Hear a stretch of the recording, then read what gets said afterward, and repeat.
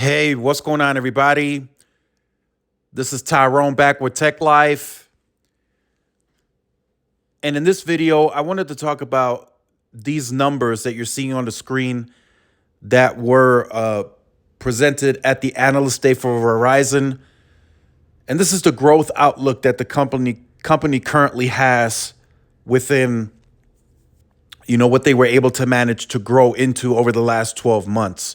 So last year, around this same time, we had a analyst day from Verizon. And of course, since then, they've had growth and they're able to better guide and give us a growth outlook for the future. So this is what I think is very impressive here. Now, they gave us two of these categories here I think are very, very, very impressive. One of them being 5G postpaid phone penetration, and the second one, postpaid plan mix. I think the numbers are off the charts. I thought when Verizon first implemented this strategy that it probably wouldn't work to the degree that it's going to. And as it stands right now, as of 2021, they had 34% penetration on devices. So that means 34% of the Verizon base has 5G phones. They said that number early on in 22 is already at 36%, and it goes to 60% at the end of 2023. That's insane. That's a huge push to getting people onto the newest technology that the networks are going to be able to do moving forward. And then that goes to 80% of the base on 5G by 2025. So we may, and this is just a speculation of mine, we may be able to see the first time ever that a previous technology can be shut down earlier than what we saw with the 3G technology. LTE may not have to be around as long as the 3G technology. Again, that is just a speculation of mine. I just think the 5G networks are going to be so dense because of the mid-band that LTE, the fallback to LTE won't be required. That's just a speculation of mine.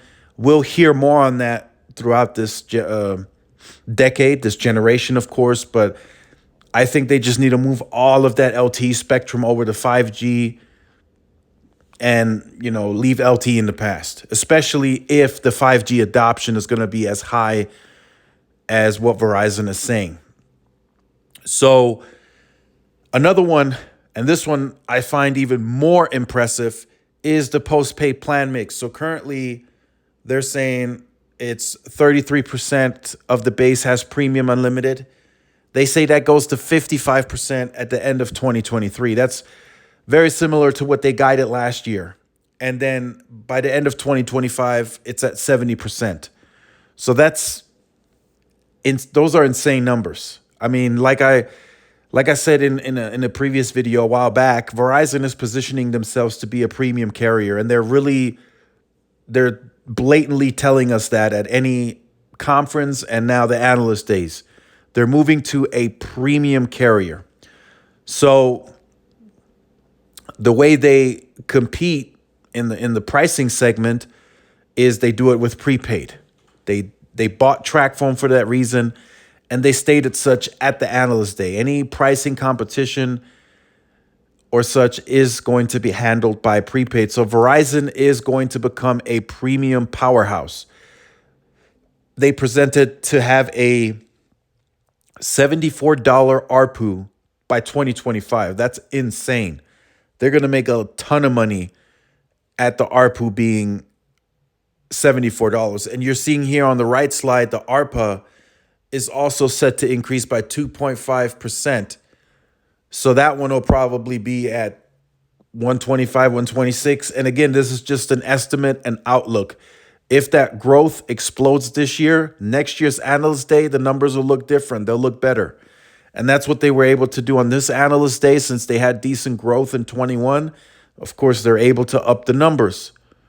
And I think they'll do that again next year if they have continued growth as they have been. But Verizon won't be lacking on profits. And this doesn't even really include the bigger outlook for home internet. they're guiding 4 to 5 million added by 2025. I think they beat that. I think they get to 6 to 7 million roughly. It's just a very, very big competitive product, and it's going to lead to wireless conversions, and wireless will lead to home internet conversions. And I think that's the same thing that T-Mobile is also hinting at, that this home internet product is leading them to convert wireless. And then with Verizon offering an additional discount down to $25 if you get wireless, it will also lead to home internet conversions as they gain wireless customers. But all around, Verizon is just going to make money, big profits, and of course, the numbers are looking good. And I think investors investors are liking it from what I've seen so far. I've seen some internal stuff from New Street, and it looks good. They like it. It's going to make money. It may not be the biggest growth horse in the industry. I still think eventually, as the industry settles and that Sprint churn goes down, I think T-Mobile will be the leader again in terms of growth. But I think for now, Verizon is taking on the strategy. We're gonna squeeze our customers.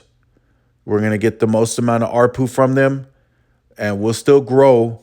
But we're looking at being premium, giving you the network that is premium, and making a ton of profit in the process. So let me know what you think about these numbers in the comment section down below. These are very impressive numbers if you really sit there and think about it. 70% of the entire base on premium unlimited. Who would have thought that would be possible?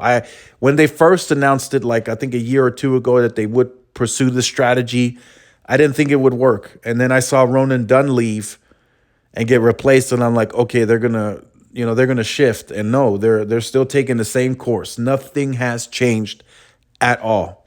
I mean, Ronan Dunn could have stayed, and they could have pursued the same strategy. So again, let me know what you think about this in the comment section down below. Make sure you guys like, share, subscribe to the channel, follow the social media outlets for more updates and interactions. This is Tyrone with Tech Life. See you in the next one. Peace.